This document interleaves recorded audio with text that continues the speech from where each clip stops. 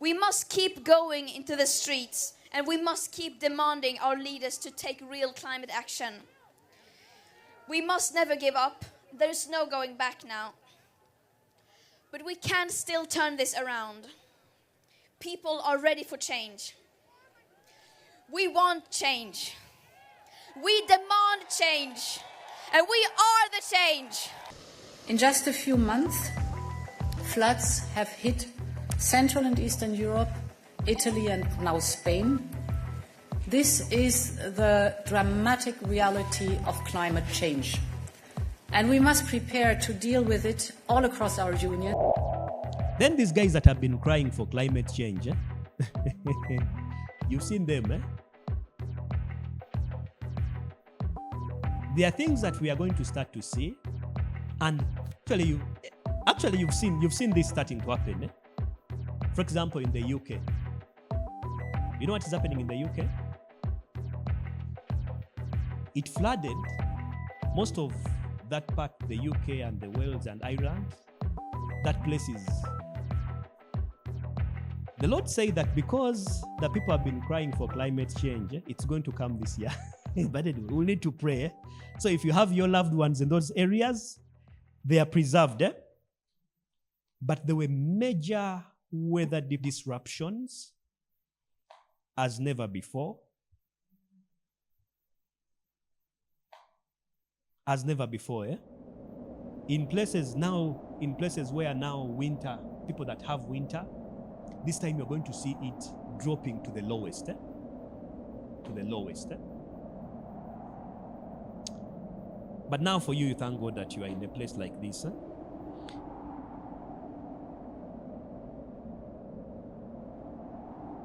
Storm Bird has brought snow, heavy rain and strong winds to the UK. Flights have been disrupted and at least 60,000 properties are without power. Billed as a multi-hazard weather event, this storm has come with a heady blend of rain, wind and snow that's attacked almost every inch of the country. Arctic blasts hit North and West Yorkshire first thing, bringing with it 5 hours of heavy snowfall, transforming places like Ilkley into a picture-perfect postcard. And it wasn't going to stop some from getting around. We're avid park runners, but parkrun's been cancelled this morning everywhere, so we thought we'd come and just do a run around Ilkley. When it was properly snowing earlier, it was freezing in your face. It was nice this morning, and it's coming down with a bit of rain now, so it's a bit slushy. But those conditions came with a catalogue of chaos. From here, no trains ran north of Carlisle as roads began to resemble a ski slope. Some were risking it, as others thought better of it. These drivers on a main road even had to be dug out. Snowplows weaved through residential streets in Menston. Whilst in Edinburgh, shoppers were caught off guard by the unseasonal weather, as well as bridge closures like the new Queen's Ferry crossing and cancellations at some airports.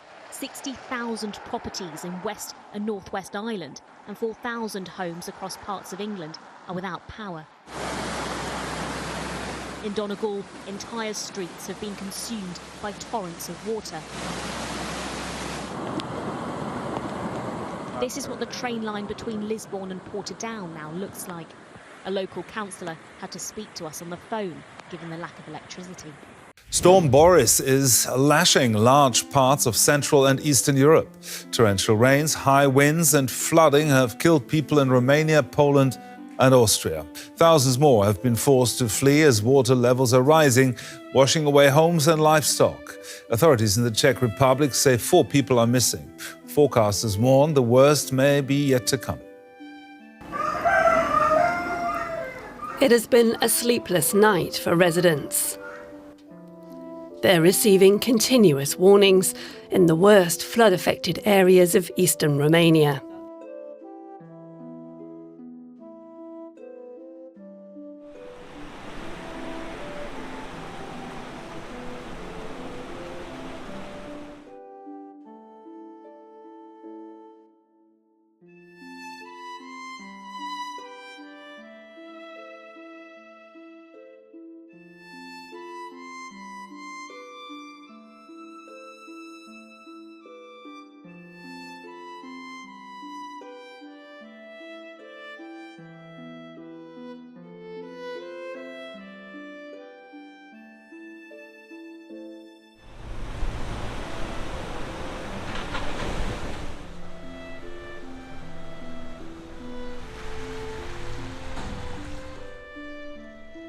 disruptions as never before.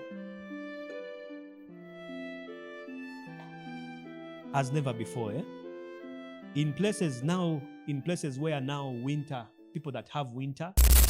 Crews are searching for bodies in stranded cars and sodden buildings as residents salvage what they can from ruined homes following monstrous flash floods in Spain earlier this week. At least 158 lives were lost, and the death toll could rise as search efforts continue. The tragedy is already Spain's worst flood-related disaster in modern history, and meteorologists say human-driven climate change is making such extreme weather events more frequent and destructive. Y mi mujer y yo no queremos vivir aquí. Esto ya es un sin vivir. En cuanto queden 4 gotas, ya estás mirando móviles, ya estás... Es que no, es que lo pierdes todo, al final. Y llega un momento que no... Perdón, pero es que es impotencia, Y luego el Estado, los gobiernos, es que no hacen nada. Spain's King Felipe, Queen Letizia, and government officials were given a furious reception by enraged flood survivors during their visit to Valencia. The royals were pelted with mud and heckled by a crowd in the eastern Spanish region where deadly floods have killed more than 200 people. Prime Minister Pedro Sánchez fled from the scene during an official visit to Paiporta in one of the hardest hit areas where more than 60 people perished and thousands of livelihoods were lost. Confronted with anger and frustration, Spain's King Felipe and Queen Letizia visit the town of Paiporta near Valencia.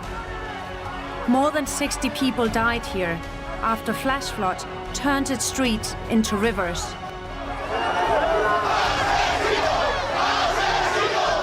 A hostile crowd greeted them with cries of asesino, or killer in English, and some protesters threw objects and mud at them, laying bare a mounting sense of abandonment.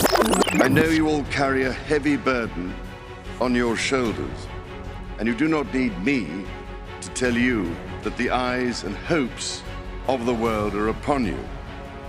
To act with all dispatch and decisively, because time has quite literally run out. The scale and scope of the threat we face call for a global systems-level solution based on radically transforming our current fossil fuel-based economy to one that is genuinely renewable and sustainable. So, ladies and gentlemen, my plea today is for countries to come together to create the environment that enables every sector of industry to take the action required. We know this will take trillions, not billions of dollars. We also know that countries, many of whom are burdened by growing levels of debt, simply cannot afford to go green. Here we need a vast military-style campaign to marshal the strength of the global private sector.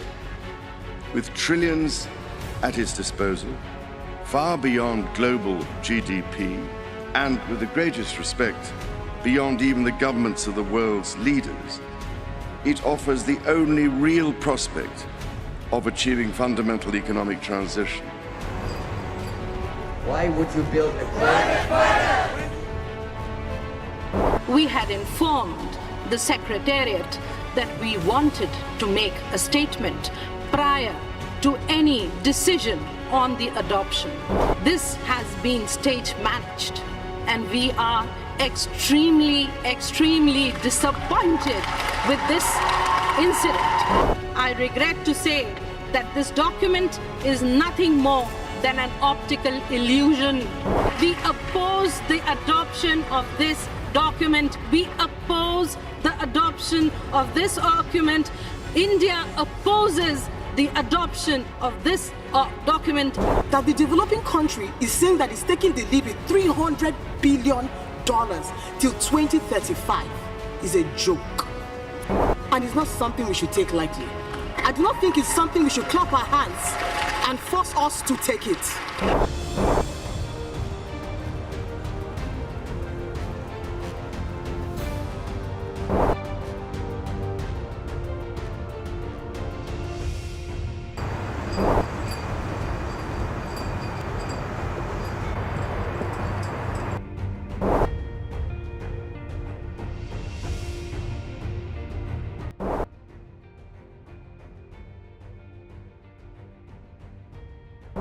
I regret to say that this document is nothing more than an optical illusion.